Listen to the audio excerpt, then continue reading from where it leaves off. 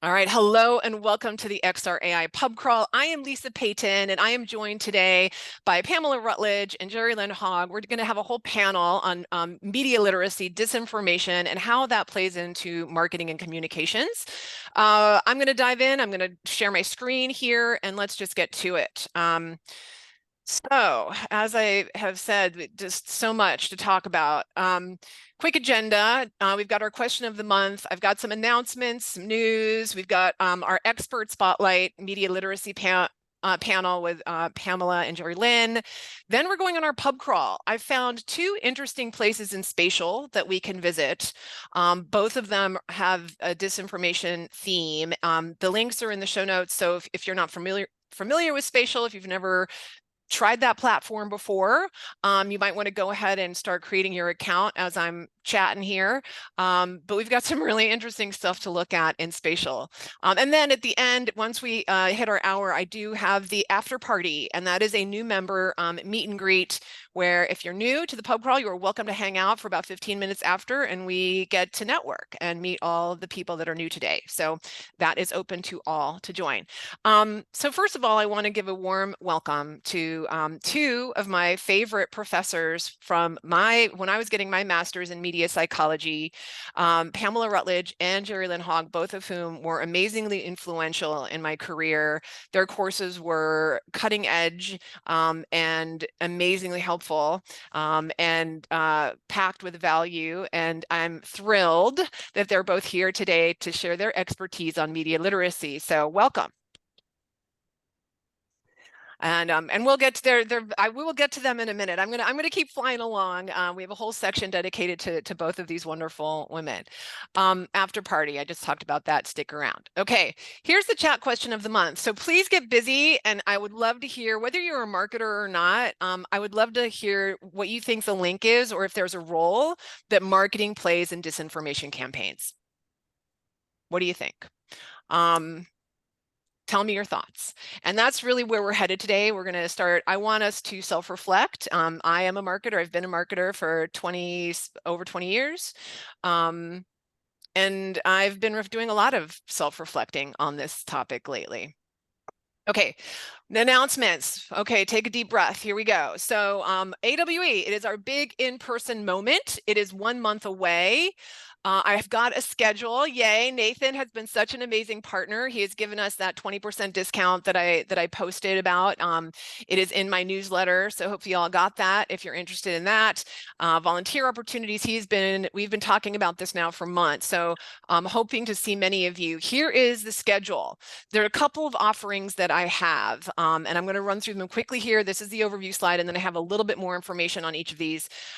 If you are not going to be able to make it in person, I'm organizing a virtual keynote watch party and an XR marketing talent showcase. It's going to be in a customized 3D space. I'm very excited about it. It's going to be very easy to access. And that's 9 to 10 a.m. on that Tuesday morning. So that's going to be our pub crawl for June. Okay, I've got an invite for that. That's going to be super fun and sexy and exciting.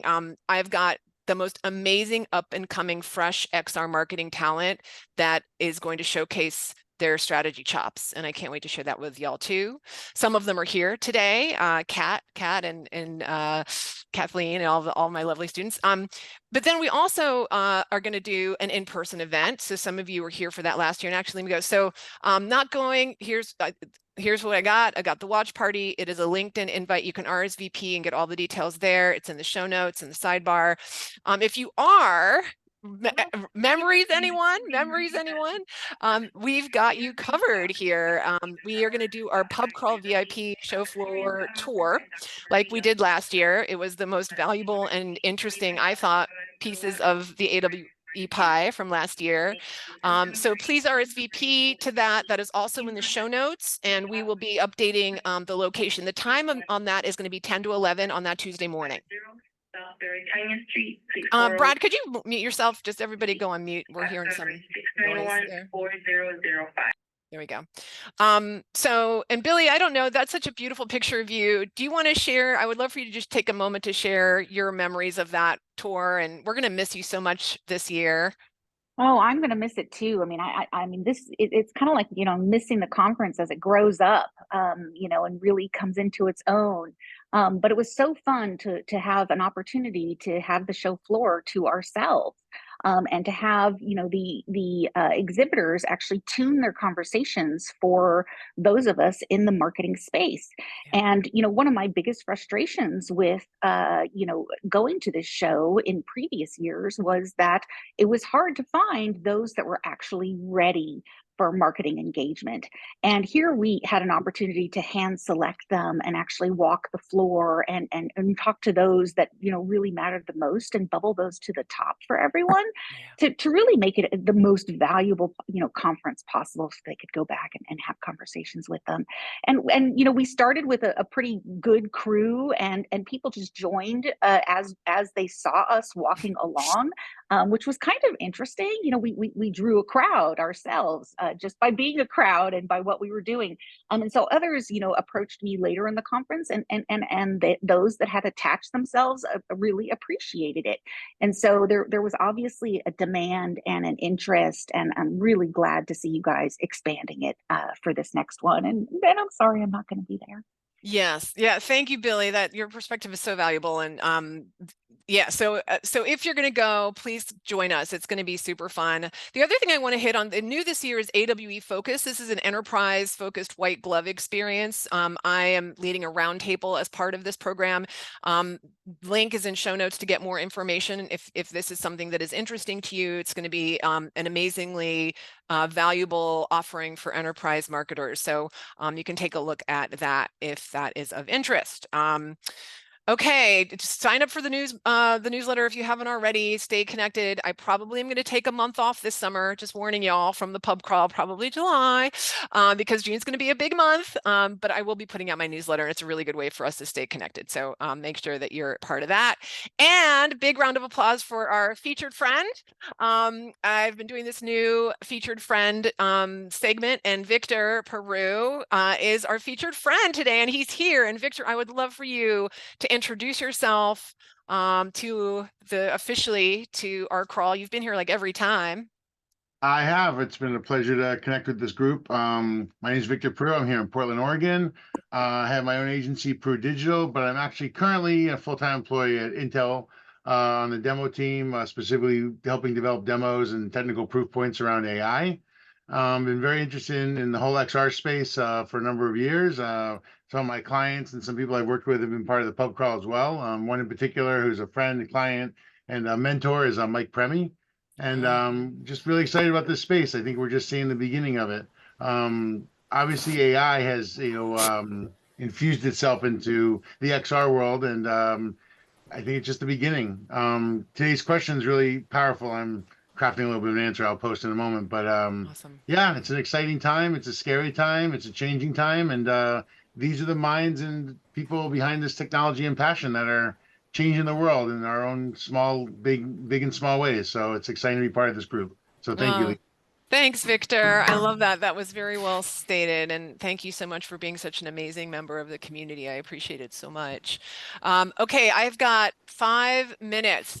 So guess what? I'm going to cruise Hey Lisa, through. Yeah, there's a yes. question in chat Yeah. asking for a link to set up get started in Spatial. If Spatial.io. Spatial.io. Thank you, Nathan, for the question. Yes, spatial.io. And Nathan, thank you for keeping an eye on chat. It's impossible for me to do that. So love it that you're community organizing back there. Okay, so 5 minutes to go through some news, and we've got some big stuff that's happened, as I mentioned. So first of all, ChatGPT's new model. What do you think? Has anybody used it and loves it yet? Do you notice a market difference? So I've been reading about it. It's apparently faster, and I was using it this morning. They're giving it away. Yes, Claire, go for it, please. Claire is one of my brightest students who is going to be in the talent showcase. Claire. Oh, you're so sweet. Thank you. Mhm. What's the talent showcase? I don't know if I'm going to be in that. Oh yes, it's from our class that I talked about it. You are, don't worry. Oh, awesome. Yay. Anyway, I was just going to say I've been using it and I've listened to some podcasts about it, but I honestly haven't really seen much of a difference, and I'm not sure what has changed about it. Okay. Cynthia, I see you've got a hand up too. Go for it. Sorry, I'm walking around and I don't have camera, but No my worries. name is Cynthia Lieberman and I am a student, former student of Jerri and Pamela, who both changed my lives and we're still very connected. And I work in Hollywood, but I mean, I work in the entertainment business and I do a lot of different things. But one of the things is that I am learning to become a prompt engineer. And I don't know if you know what that is, but Oh, yes. I am very good at it. And I don't know if anybody's used perplexity.ai, but I highly recommend it. And also, when it comes to marketing, I mean, I ended up writing an article for TV News Check on how AI can save journalism, because I'm all about media psychology and social change. And it gives ways that things can be done to help with media literacy and ethics in the newsroom. And so if I get a chance, I'll put it in the chat, or if you look it up, it's my name's Cynthia Lieberman. But anyway, I just wanted to say that there are ways. It's all about education. It's about people being aware. And just because ChatGPT is like, it's data in, data out, and people don't understand that if you don't have a live journalist, for example, they can't write original content. So then there's nothing to scrape, because humans are the data that it draws from. So I don't think that marketers really understand, so they just don't use it right, or they don't really try to. I use them all. I use Claude, I use Gemini. Well, Cynthia, this group understands AI because we've been talking about it now for almost a year. But I mean, that's the whole point of this pub crawl, right? Is to try and help educate marketers on the technology, really to educate everyone. Yes. No, and I love it because this is exactly what our episode is about today. So couldn't be better in terms of timing. We have 2 minutes. I see hands up. Can we let me forge through, just get through the news, and then we're going to get into the main top thrust of this, and it's going to be quick, y'all. So Deloitte put out a really great, this is an amazing resource, their State of Generative AI in the Enterprise. I highly recommend you read it. The link is in the show notes. There's some really good takeaways. I won't go deep into this, but I found it to be very enlightening and something that I'll probably refer to again and again. This article, Meet My AI Friends, it is basically a guide on all of the AI companion apps out there. This New York Times writer created however many, 18 different friends. It's an amazing deep dive into the capabilities and value. Yes, he found value in his bevy of AI friends that he had. It's an amazing post. Highly recommend you read it. This one, Elon Musk's Grok. And so this I've been using Grok, and the idea here is that Elon Musk is trying to create this AI news tool, and I mean this is just fraud. I mean, this is exactly why we're talking about this today, because relying on Elon Musk and X to try and aggregate my AI news, just that sentence alone sends me into to sweats, right? To like cold sweats. But I tested it, and you know what? It's interesting. So you can get early access if you're on X anymore. I know a lot of people have left, but it's right here in the sidebar. It's called Grok. You go. It's like an AI chat engine, and I asked it a few different questions, and the answers were okay. I didn't find anything completely shocking about the answers. It doesn't list sources, which is troubling, and the article that I have supplied, the author definitely cites that as a major issue, and they're going to fix it apparently. But it led me, so I did this, what is the latest news on disinformation, and it gave me this kind of fair and balanced thing, and then it led me to this has anybody heard of the EU Disinfo Lab? This resource is filled with amazing information. I don't know that I tried to find a US equivalent, but and then this site, which was awesome, and I think the EU is so much stronger when it comes to this stuff than the US is, right? This awesome research on the connection between particularly paid social and influencing disinformation impacting election outcomes. So it's a rabbit hole. I'm not going to the links are all there. You can read it yourself, but it's amazingly insightful information on this very topic that we are talking about today. So that takes us, that was 21 minutes. I made it in 21 minutes. I'm proud of myself. 3 segments, news and announcements. Now we get to our panel. And this is where I typically start with 3 questions and I toss it over to the experts. To frame this and our first question, which I'm going to queue up in just 1 second, and then I'm going to let Pamela and Jerri take over. I wanted to share this. So, and hopefully you all have posted your answer to the role that you think potentially marketers and advertisers play. But this is a recent report put out by the PR Institute. And what you're looking at is the question, how responsible are these potential sources for spreading disinformation to the public? And as you will see, whopping 64% of people hold marketers and advertisers responsible. So whether or not we feel we're responsible, the public does, for sure. So I think that is just a really interesting place to start when we kind of start going down this road of marketing and disinformation. And with that, I'm going to take us to our very first question is, how do you define media literacy, misinformation, and disinformation? Let's define some terms here. Everyone knows I love a definition. And I'm going to turn it right on over. So Pamela, why don't you take it away? And we're so eager to hear from you. Well, Lisa, thank you. Thank you for inviting me. And it's great to see some old faces and former students and colleagues. It's really wonderful to be here. I think it's been very interesting being in the media literacy, digital literacy space, because there is a serious lack of clear definition. And if we're going to talk about disinformation, we have to be very specific about whether we just mean skewing the truth or whether we mean disinformation with intent. With intent to disrupt, with intent, to do evil, for lack of a better word. But to me, the most interesting thing about literacy these days is as each iteration of technology, the demand for the literacy, the knowledge that goes into being literate, the bar is raised. In other words, media literacy started out as having critical thinking about media content. We were supposed to evaluate where it came from and what they were after and what the agenda of the creator was. But digital literacy really speaks to the entire psychological experience of digital technology and how people can use technology effectively and flourish.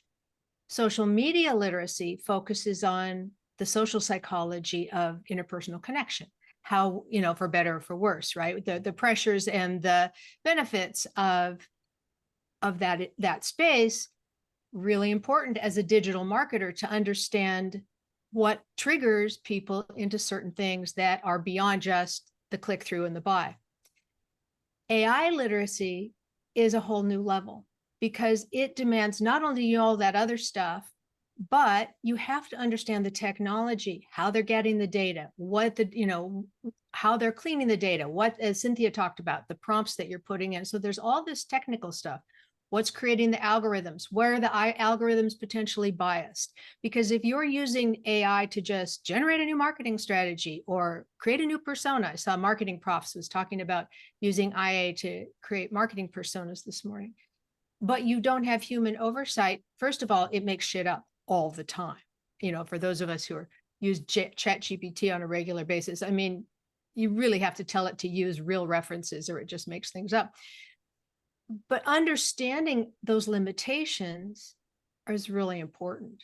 And so I think that as this thing has grown, we have to then say, well, what is misinformation? Is that just saying something that's wrong? Is that me telling you that if you buy my deodorant, you're going to have more boyfriends and girlfriends? Is that, in other words, where is this in this continuum of persuasion and manipulation? At what point is it marketing?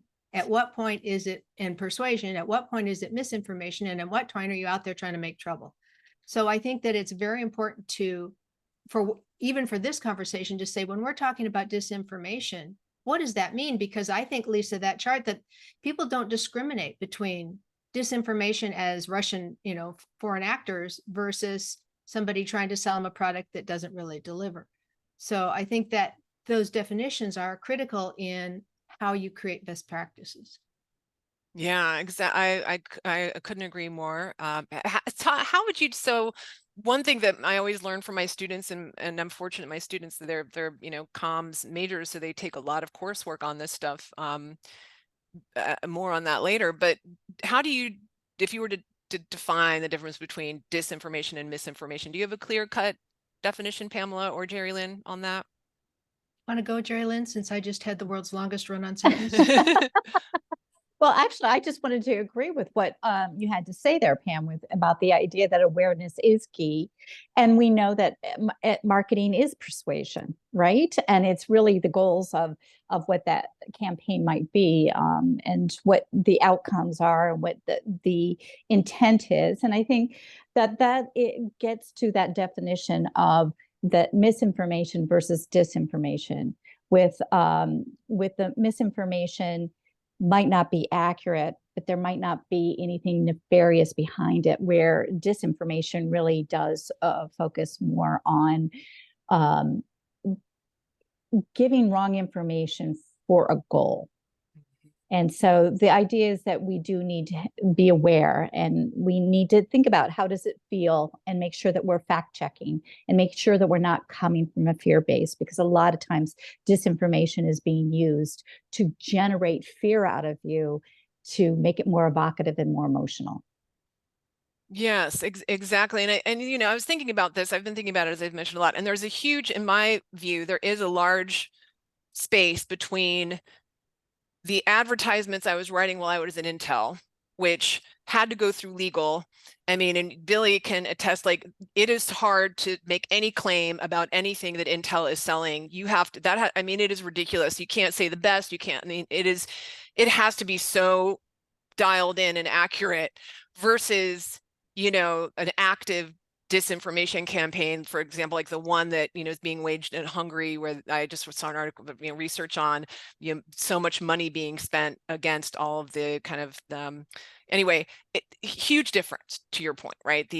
And I think that there is this, so how do we, I mean, so we can go down this rabbit hole of like, well, isn't all marketing persuasive and all of that, and that's a fair discussion. But I think what keeps me up at night is I know that I'm not actively, knowingly spreading disinformation for a nefarious end, but the levers that have made this so powerful, i.e. paid media and paid social, which has allowed the disinformation to catch fire in the way that it has, coupled with the psychology of the users they're targeting, because it is definitely a psych issue too, as Pamela, I'm sure, will attest. Am I playing into that? And I think, you know, I don't know. It's a question. Are we playing into the algorithm? Are we playing? I mean, yes, yeah, and Billy, playing go. into the processors that drive that algorithm. I mean, really, it's a deep hole that you can go into.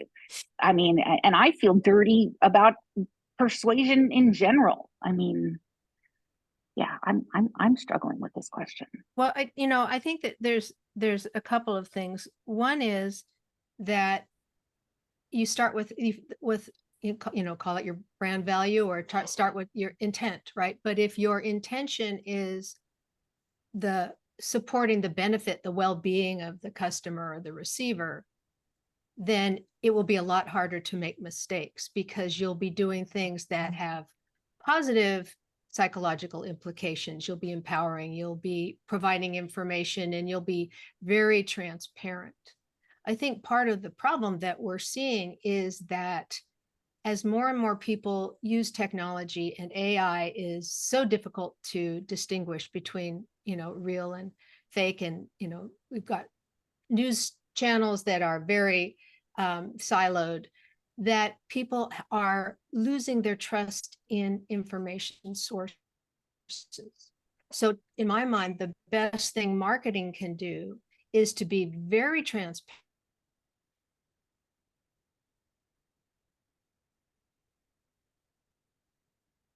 Is it just me, or are we all having problems? No, Oh, good. You came back. I was like, oh no. Pamela just froze. It's been a day of technology issues. I'm like, no, not this now. Well, Pamela was, Well, no, she's back. Okay, go for I'm it. back. Okay, good.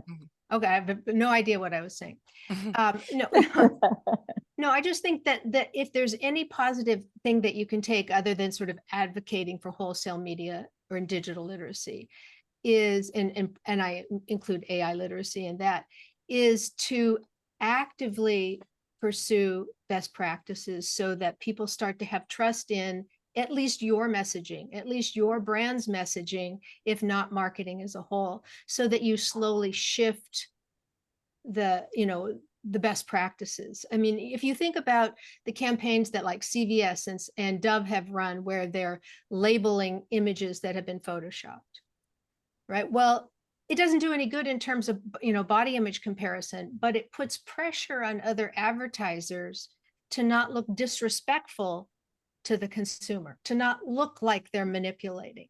So slowly that starts to leak across. So I think that that's where marketing and advertising can play a really important role, is through that level of transparency.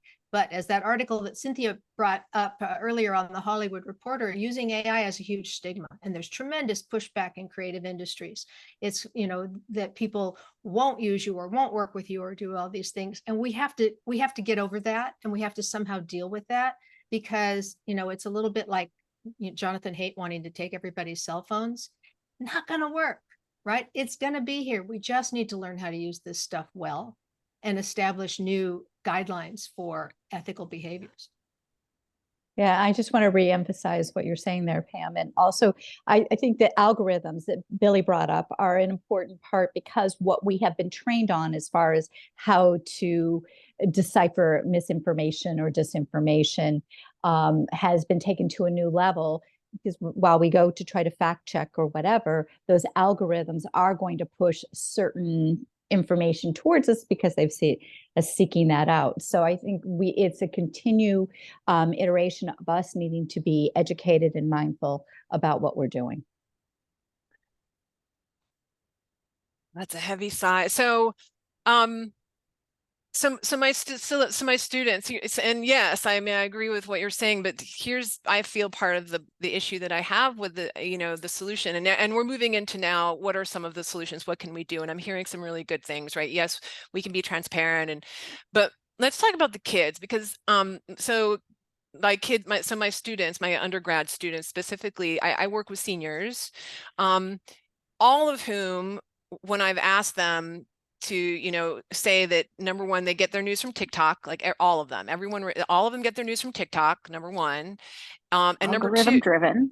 Yeah. And number two, they all admit to not having time to do the due diligence to figure out if what they're seeing is accurate or not. They all admit, and keep in mind, these are seniors who have had probably no less than 4 or even 5 university level media literacy themed courses, fact or fiction, like ethics. They know, they are more educated probably than many of us on this call around media literacy and trying to determine, you know, the truth from not the truth.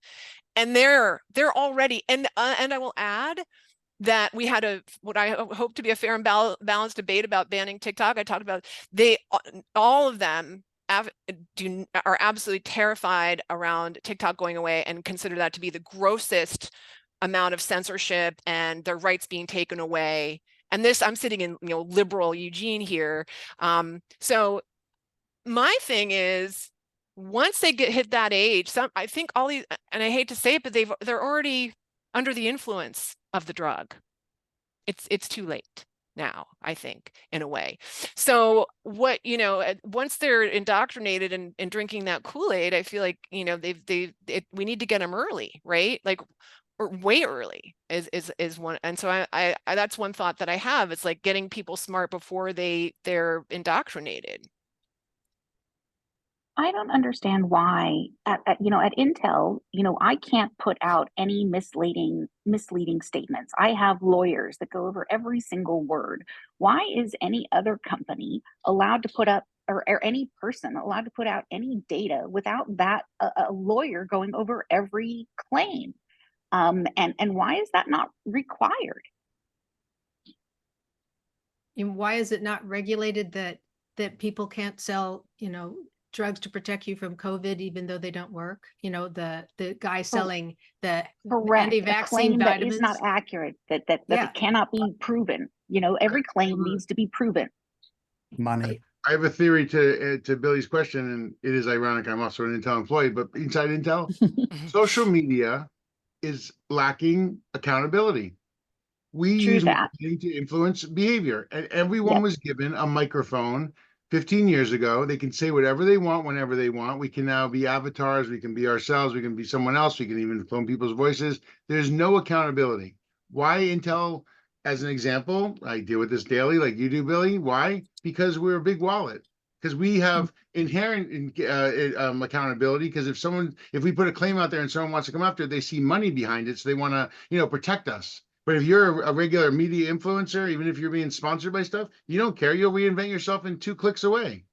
It's about accountability, and that's what's lacking. And my daughter, who goes to U of O, unfortunately, she's not yet to be on your track, Lisa, to get you as a professor yet, but she's studying advertising.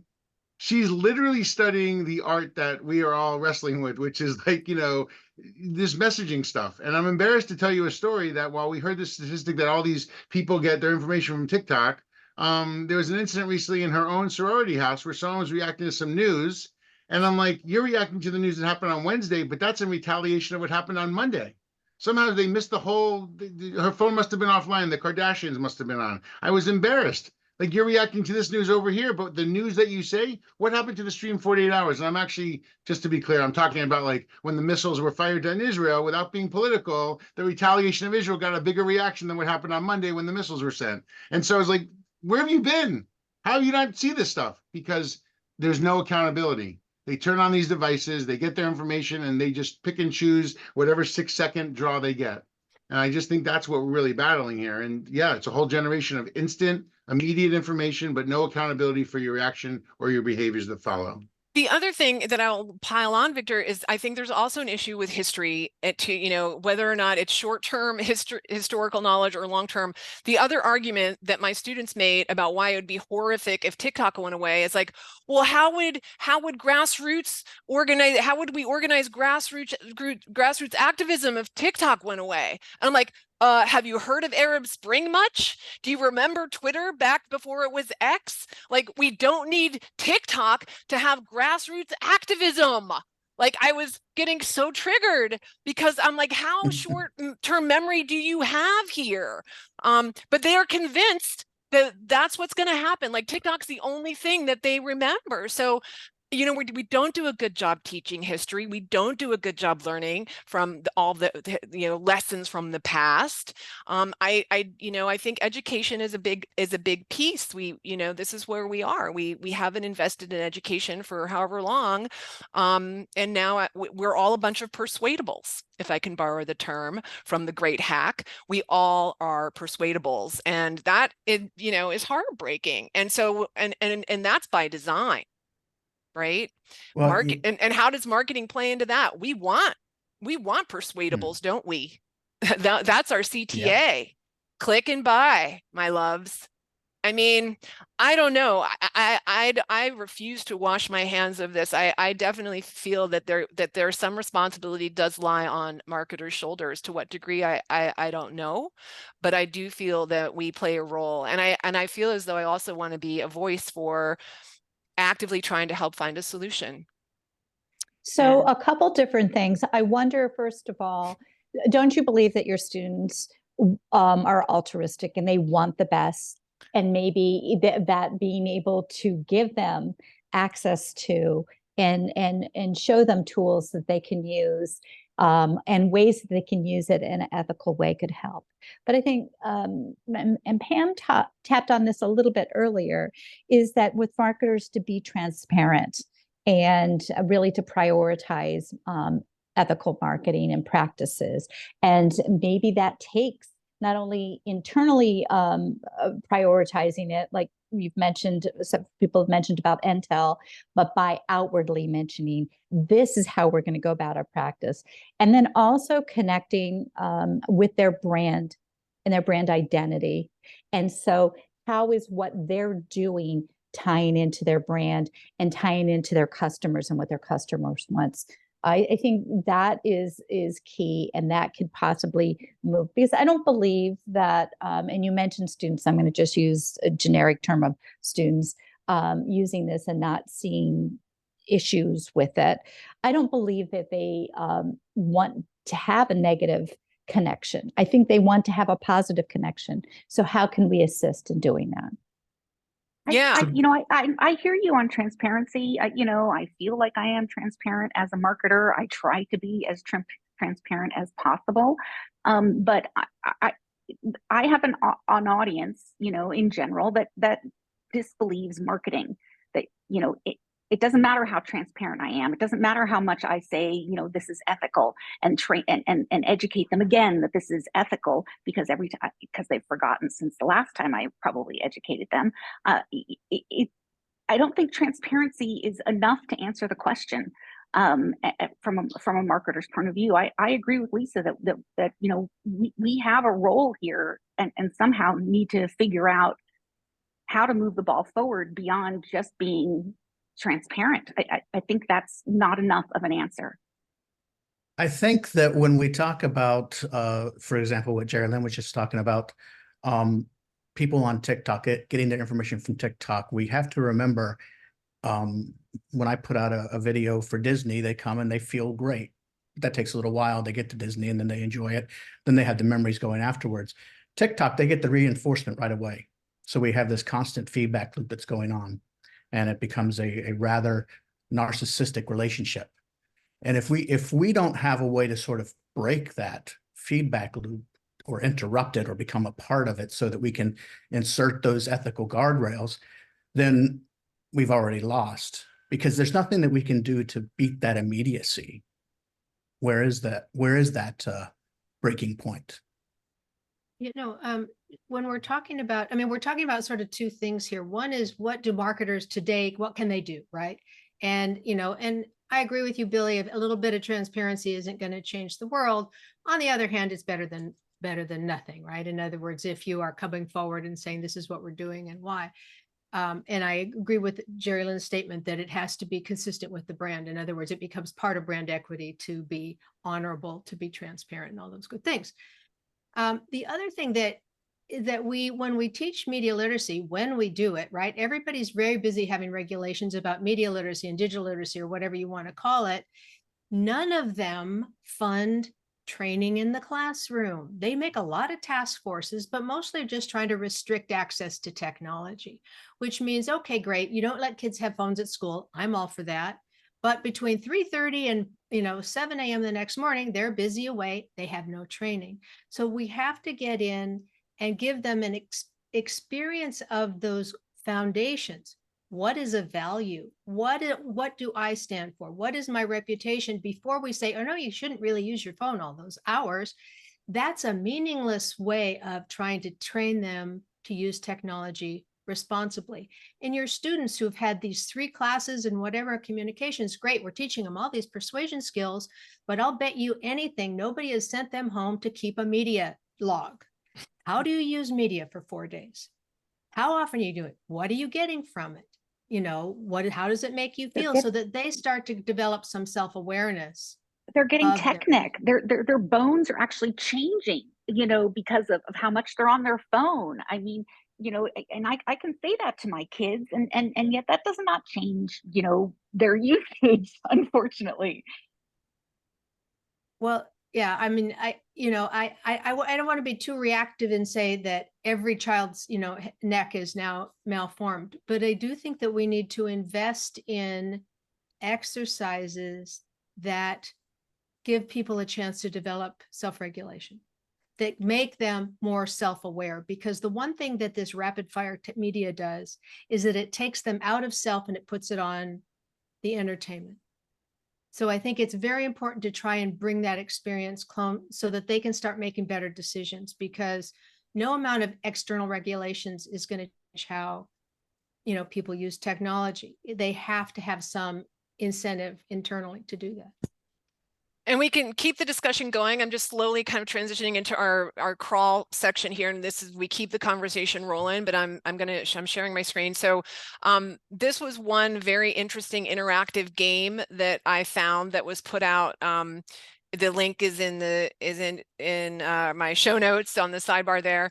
By this operation, the American that they have this American Media Literacy Toolkit, which included, and this game is actually really cool, for 15 plus, to teach people exactly this, how about disinformation and how to kind of protect yourself from it. I was really impressed with this game. Yeah, I mean, it's, I was wondering, why isn't this this should be on Roblox. This should, like, let's get this game out there, not buried, on this Gov website, which is where it is right now, where nobody can find it. But there's a whole toolkit here, and that game was the most interactive thing that I found as part of this toolkit. But let's go, and again, please continue the conversation. But spatial, I looked on Roblox. I didn't find anything that was relevant to what we were talking about in terms of media literacy. I did find some very interesting places on spatial that were dedicated.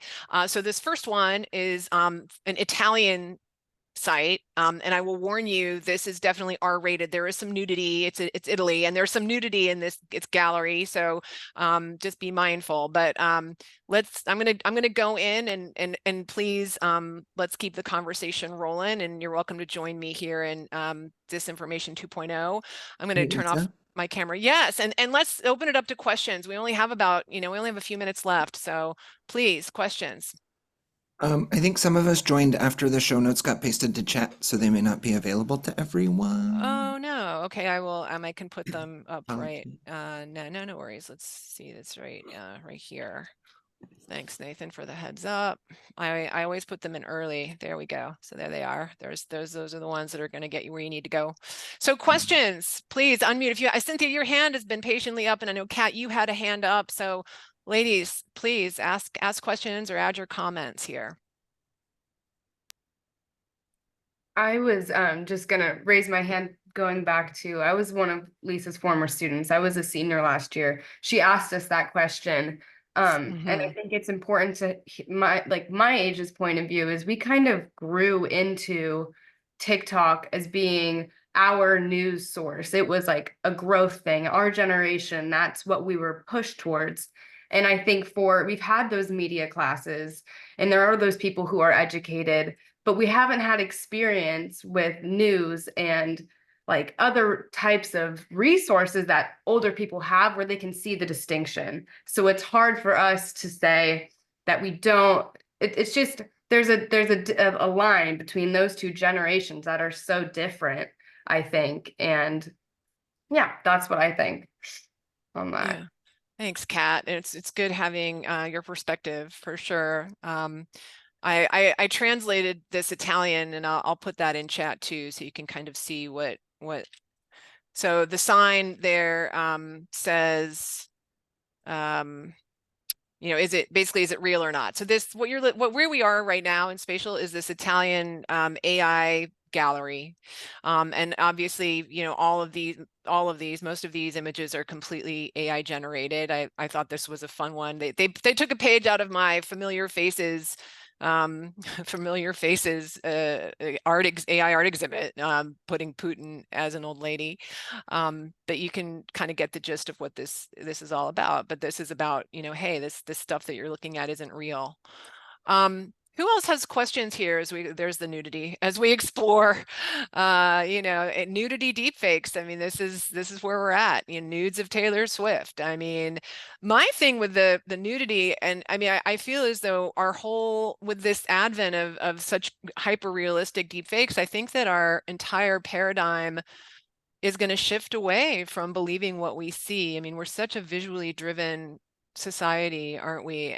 And I think that's going to have to change to some extent. Here's some interesting images of the Pope. Of course, it's Italy, so here we go. Oh my gosh. I don't know. I found this to be really interesting.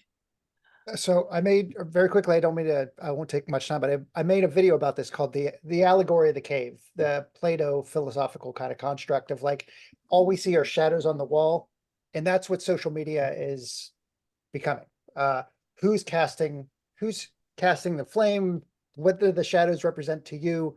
And so we're entering this philosophical phase of the internet and of social media that I see. So this discussion is great, but it's going to lead to a lot more ethical, philosophical, kind of societal construction type of questions. That's all I wanted to share. Yeah, thanks, Neil. Yeah, I appreciate it. And Matthew, I saw that you had a hand up. Hi. I'm out on a walk. Yeah, I was just listening about companies being held responsible for misinformation, and I was just thinking about how it correlated with somebody has to hold them responsible, which means that we have to give them the power to do that. And it's kind of one of those really difficult things. Intel was able to self-regulate because the power that was holding them responsible is the public at large. But smaller companies can't be held responsible by public at large because it's hard to pay attention to every small company. So how do you balance holding somebody responsible, but making sure that the person or the entity holding them responsible isn't overstepping power balances? Yeah, Jerri, Lynn, Pamela, do you want to tackle that question? It's I don't want to tackle it. Sorry about that. I'm still trying to figure out how to walk around the gallery. You know, I think it has to be an individual taking on the responsibility of accountability. And instead of operating with our heads, we need to operate from our heart and use our heart as our guiding compass. You know, as cavemen, we used our gut. Our heart, and our brain are three brains that we have. And we move from the gut to the brain, and we make shit tons of money and, you know, lots of decisions that make us more money, and not think about the human consequences. And I think as we move into our heart space instead and think about, you know, what I'm saying, what I'm putting out there as a marketer, is this actually in their best interest and doing them some good? And if you can't say that, then you shouldn't be doing it. And I think that's really where I come to, because I think about this a lot, and that's the only answer I can come to without having, you know, Big Brother come down and breathing, you know, down your neck and being overbearing. Can Billy, oh, go ahead. I'm sorry. I was just saying, could I say something? Hi, Jerri, Lynn, by the way. Is it okay? Can I don't want to step or whatever. No, please. So, you know, I think I'm listening to this and I can't help it. I mean, Pam and Jerri know that Diana Graver and I created this thing called cyberwise.org, No Grown Up Left Behind. And there's a cyber civics program that teaches kids to be good digital citizens in junior high and now 4th and 5th grade, which is awesome. But I think that here we're talking about 20-year-olds. I mean, the parents now are young enough to become media literate enough to train their children to begin with. Like we're blaming the outside world and blaming the marketers and blaming TikTok, but in the end, it's our shoes that we walk in, and there is a responsibility. I'm not saying that I have an answer for it, except for education, obviously, but I think it's a little late if you start too late anyway. And the other thing is we are a participatory culture, and what goes on in the dark comes out in the light. So granted, there's a lot of stuff. There was an episode, I think it was in Hard Fork this week, where a principal of the high school there was an audio that got circulated of his voice saying that kids were, you know, stupid, and it was racist. It was horrible. It sounded very authentic, and he got fired. And then it turned out it was an athletic director who was disgruntled because he was in trouble for misusing funds and sleeping with his assistant coach. And they found out, and what went on goes on in the dark goes out in the light. But there's a lot of danger coming out here on all levels. But you need to start now. Like, you have to start inside. Like Jerri said, it's the human part, not the artificial part, that we have the power over. And that's where I think we need to start. So there you go. Thank you. Thanks, Cynthia, for that perspective. So I just jumped into our second of the Museum of Misinformation experience that is built by the Reclaim Project. This is a very, very interesting approach.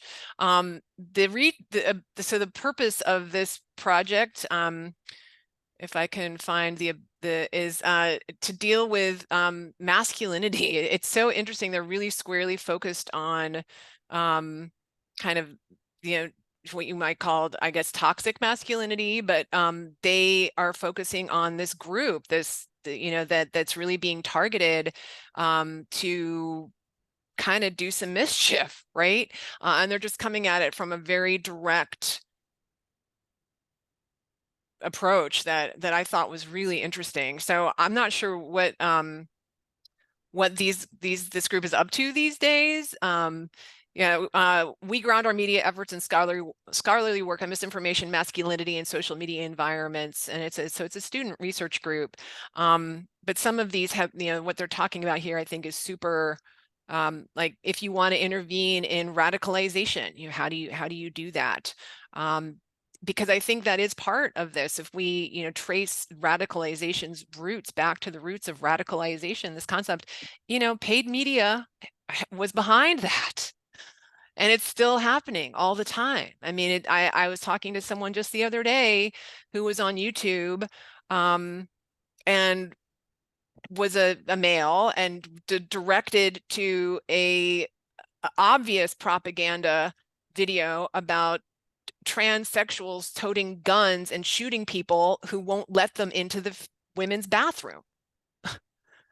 I mean, this is for real crap out there that's being targeted and directed to men primarily, a lot of it. So I think this gender issue is an interesting one, and I just thought this was a very interesting resource. But this is the project behind this museum space here, this Museum of Misinformation, which is also on Spatial. So you guys, we have 3 minutes. You know, where does the time go? The time always goes by so quickly. Here's my, I'll say what kind of I'm gonna stop sharing. This has been amazing, but my thing is, and there's, I'm gonna borrow, so there are 3 levels. There's the personal level. How do I personally interact with, take responsibility for, and manage my own media use? Start close in. You can control that. And I know that I'm not doing as good of a job as I can with that piece of it. It's hard. It takes time. It takes dedication to not be part of it personally. You know, I wonder if just by keeping my Facebook account open, you know, because of work and professional reasons, am I contributing to the problem? That's my own cross to bear. So number 1, start close in. Do the soul searching and figure out what you can do yourself, because you're not going to help anybody else unless you're helping yourself. So that's the first thing. Then we apply it to our job professionally, and we all have different roles in jobs. So then I start thinking about, how does my profession play into this? How can I be more responsible as a professional? And then I think the third level is society at large. So we've got these 3 different places where this topic becomes really important for all of us to start thinking about. So you know, I think there's no clear-cut solution for my profession, but I say start close in. I'll tell you, I was so anxiety ridden when I got caught up. I was a newsmonger for years and years. Like, I was obsessed with news. I was a news junkie. I was a political activist in college. The things go on. And here's the other thing I'll say. Everyone's digital recipe for success is different. Just like my diet that I eat, I would never tell everyone to eat my same diet.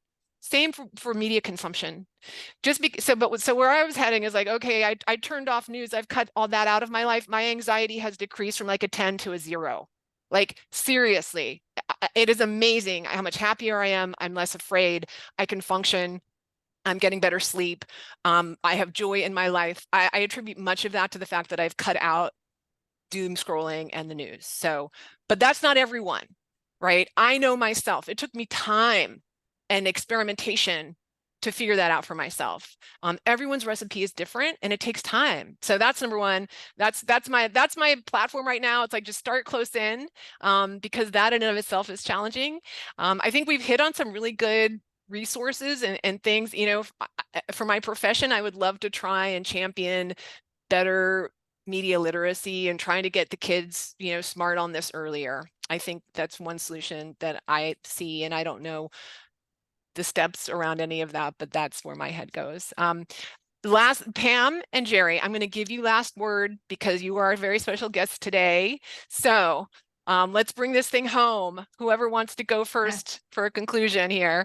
Well, I think it's really interesting to listen to all of you with such deep professional experiences grappling with these kinds of issues, because they're very important. But I agree with you, Lisa, that it has to start close in, because Billy, while I agree with you that we need accountability, the trouble is so much of that is subjective. When you say lead by the heart, not everyone has the same understanding of that, or the same understanding of even well-being or something like that. So I think that the closer that you get to where you are, the more able you are to establish values and boundaries to do, better work or good work.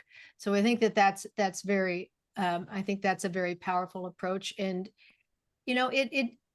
it does, as we know, it does rub off. Now, I know scary news sells, but you really don't want to hang out with people that are really unpleasant. So groups tend to form around positivity. So I think that's a place where you can try and lean, but there's no easy answer.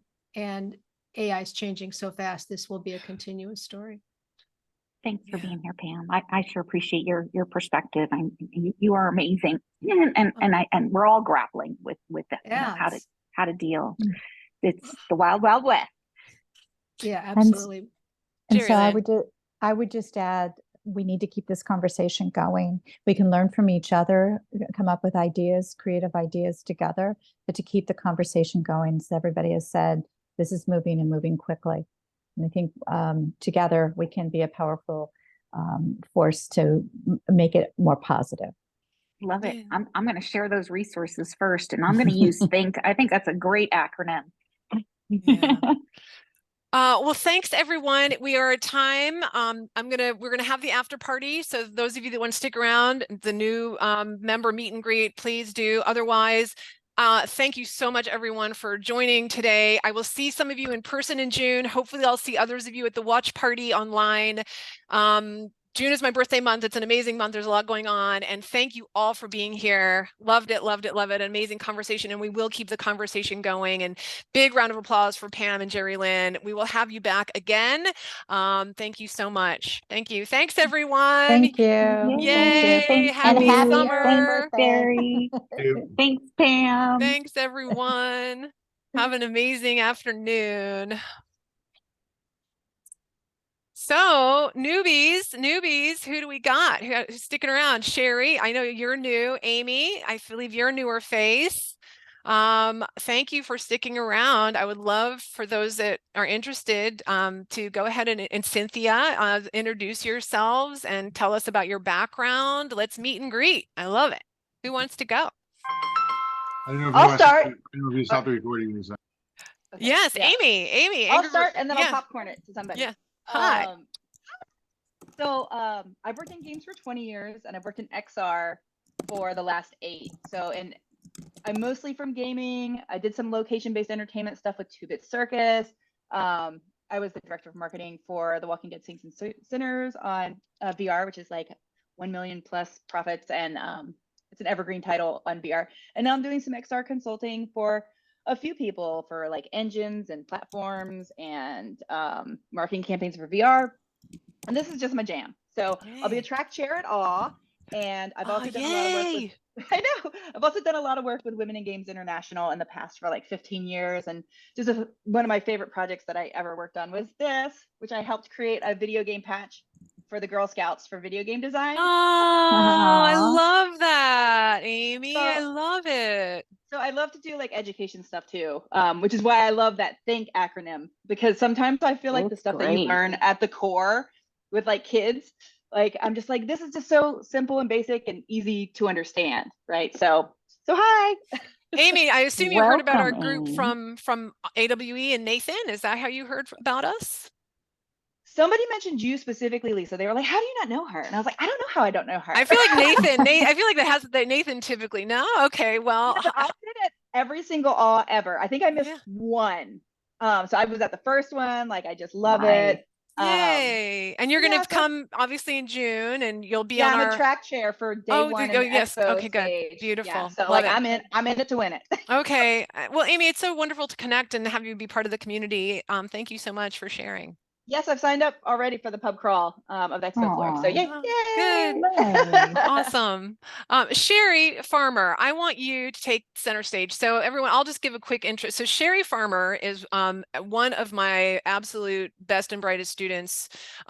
She got her digital marketing master's and is looking now to continue with her education, which is just amazing. And Sherry, I'll let you talk more about that. I still remember your strategy. Sherry was one of those students that I feel like and I don't know if innately or had an instinct for strategy, frankly. Like you were so, and the psychology, like she, more than almost any of my other students, got the idea that how psychology plays in to trying to, engage and provide value and to our end user. So Sherry, talk to us, talk to this group. I'm so glad you're here.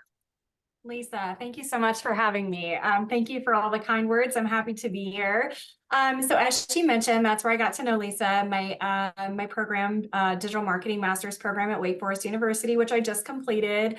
Also happy to say that my crazy ass has decided to celebrate finishing grad school by going back to grad school. So on Monday, I started a new program.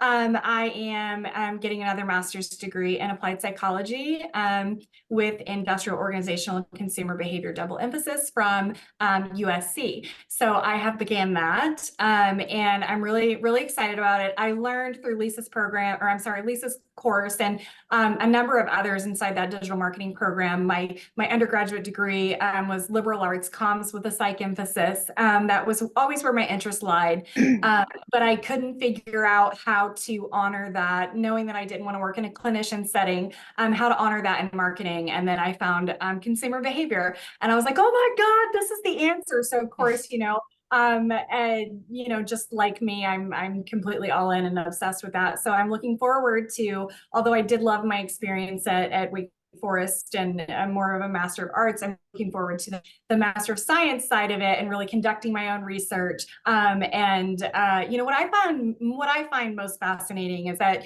the talk is big data and what it does for us and how basically we're all handicapped without data. But it's really fascinating for me that, data tells us from the behavior onward. Data tells us almost nothing about motive and perception is based on, a sum of our experiences, and that is so unique to each person. And so rather than understanding kind of that consumerism side of consumer behavior, I'm more interested in motive and why we do what we do, and creating almost algorithms based on people who have experienced these things, right, Lisa? We super deep dived into that program or into that project.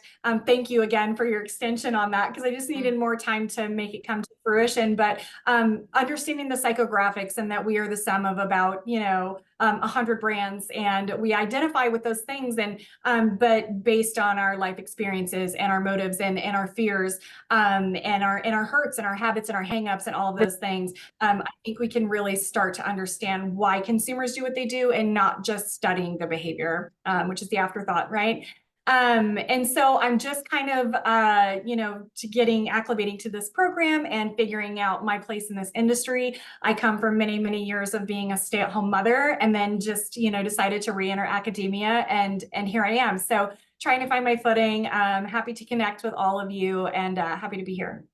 Thanks, Sherry. Thank you so much for sharing. And Sean, I love it. Sean, oh my gosh, I've been giving all my love to Pamela and Jerri Lynn. Sean also was an incredibly influential instructor in my master's program. Sean, what are you up to these days? Tell us the story. What's going on? Well, what brings me here, to be honest with you, is my phone. I was taking a lot of great pictures, and it started offloading all of my my apps, including LinkedIn. Then I put it back on, and this popped up, and I said, well, this is cool. And so yeah, I mean, I left Disney a couple years back. I'd been following, put more attention and to my wife's effort during the pandemic. She was on the front lines of that. And so now I'm just realigning myself between Orlando and Seattle. I'm in Seattle right now, and just trying to get more seated in the world of XR AI, presenting at APA this year on the feature stage. I go back, how far I go back with AWE and such, back in the Ori days of when he was dying for speakers. So he took us to speak, which is amazing in and of itself. But yeah, I mean, I just find this rather fascinating. It's a great place to network. And man, Lisa, I'm so happy to see how far you've gone and continue to grow. It's terrific to see this. And I think I'll stick around to see how this grows even bigger. Well, You thanks, guys all Sean. impress me. Sean, tell us a little bit. So, maybe share a little bit about what you did, your role in XR and what you were kind of doing. Are you still teaching at Fielding? Well, officially I am. I'm an adjunct professor, but I haven't taught since last year. And I've moved more from the XR space into the AI space, which is really overlapping now quite a bit. And one of my biggest concerns is I did a book on AI a while back, and it talks about emergence and trying to discuss whether or not AI is emerging as a species in some form down the line. And one of the things that strikes me is we're looking at it too soon as some kind of deviation in species, but instead we need to look at it in terms of how we are putting it out into the world. We would test a product for quite some time with a control group, and our control group for AI and for mixed media. I mean, even social media had less of an impact. AI is in front of 4 billion people in much less time than XR has been, or social media has been. And this is our beta testing group.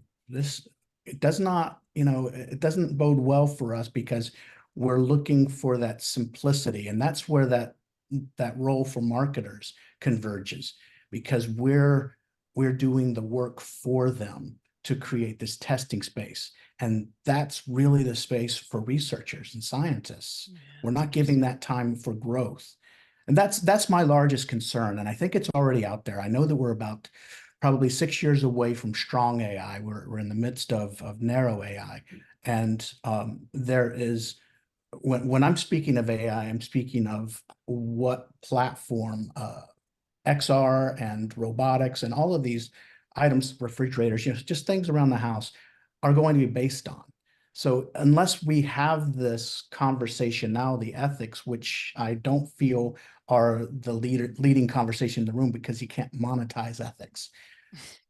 Unless we have those and people like conversations. me hate talking about ethics. I just hate it. Part of me Well, hates I mean, it. I worked for Disney for like almost 35 years, and I knew what we were doing was wrong in a lot of ways. And we were convincing people to come to Disney when they could ill afford to do that, and spend their money as much as they could. And yet we continued to do it for that good feeling. And that good feeling is what people are getting when they're on TikTok and other things. They're being liked. They're developing a community that they can't move away from. We have an immense, I don't want to use the word problem, and I also don't want to use the word challenge or opportunity.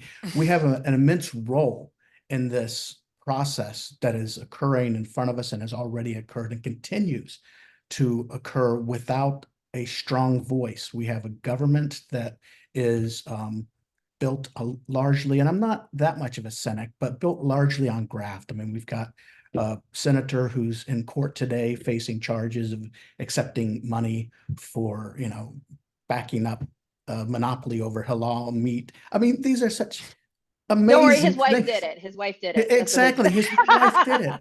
This is just insane. It's like, and the crazy thing is all of this stuff went on behind the scenes forever. And I don't remember who said it, but that which happens in the dark is revealed in the light, earlier in our conversation. But seeing these things does not give me any more, consolation. I feel like we're stuck with it the way that things are right now. And so we need to breathe life into a very well-defined form of ethics, so that when they're creating these boxes, these little tools that takes this information, this data in, and then this data out, that the stuff that comes out, we can predict. Right now, we're not predicting it very well. We don't know really what's going on with each iteration that goes through the machine. And it comes out the other side, and we send it back out again to our 4 billion testers, and it comes back through again, and it gets tweaked a little bit by the algorithms that are inside. Without evolutionary algorithms, and that is with a complete human interaction in that process and understanding of what can come out, then we're leaving it to chance. We're rolling the dice each time. Sean, did you do you have your PhD? Hate to ask you kind of a pre-answer. You do, don't you? No, I do. Oh, yeah. Can I ask you a quick question? So one of the places, and this comes up because you mentioned the lack of research. How would you advise some very hypothetical person thinking about going back to get a PhD in order to do research on this? Do you think that now that would be a worthwhile endeavor? No, I don't. I think, yeah. I was so hoping that was going to be an easy way out, right? Like, screw industry. Let's go do research, because that's going to alleviate some of this responsibility that I'm feeling. That's really what you're doing. I mean, when we talk about traditional research, we're asking for everything to slow down. Right now, we don't need, on our end, as the researchers or the ethicists, we don't need to slow down. We need to be ever more engaged. And, I mean, I got my PhD, and basically, it gave me a great network, and I have learned critical thinking, but you learned critical thinking, I mean, it's not like you don't know how to critically think. It's just, it's a time to really continue banging the drum and moving forward. And you have that insight and that ability to move forward with it. I think a PhD, when you're talking about a PhD, you're talking about a grain of sand on a beach, and you're focused so much on that knowledge. Great things about doctors are we can drill really deep, but we lose focus. And what I learned from my time in journalism and marketing is that, we're like all over the top of the surface. We're collecting this data from the top. And those two combined, that is media psychology, and those two combined really serve us well. However, you already know how to drill deep.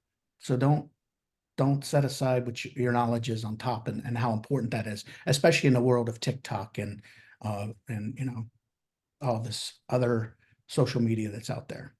Well, thanks, Sean. And I don't mean for the two of us. Is there anyone else that wants to join this after party? I feel like everyone else is old hat. John, what do you got? It's good to see you here.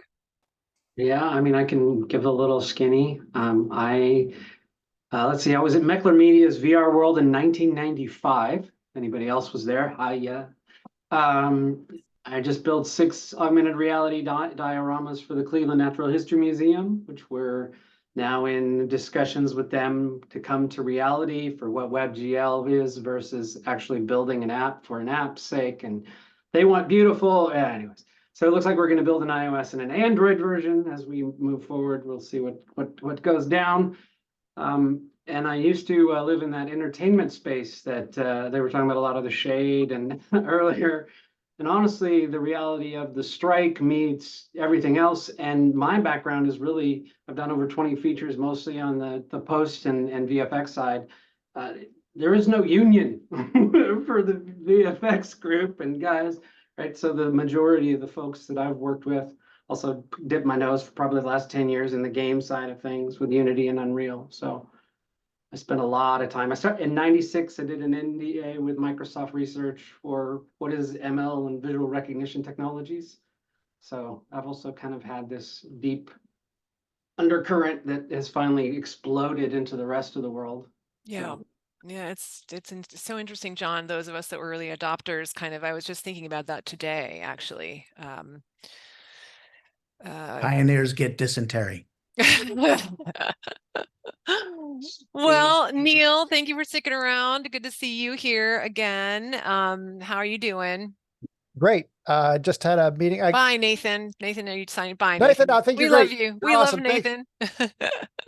Nathan has been nothing but exceptional. And then He Amy, is so meeting her. good. Yeah. Thank you Yeah. all. Have a great Friday. It was great to see Thanks. you all. Thanks, Nathan. Awesome Happy conversation. Friday. Yes, awesome convo. So, Lisa, I pasted Yeah. it in the chat, so I don't expect you to see it. Neil, I totally stole your mic. I have to tell you, partly because of all of the XR pub crawl conversations we've had about the importance and efficiency that AI brings us, we're announcing on Monday that AWE is using AI to transcribe and caption all 9 stages worth of all of our conference content using X-ray Glass, the AI tool, and individuals can choose one of 75 different languages that they can receive their transcriptions in, both for the stream sessions via YouTube and on the sessions in the room.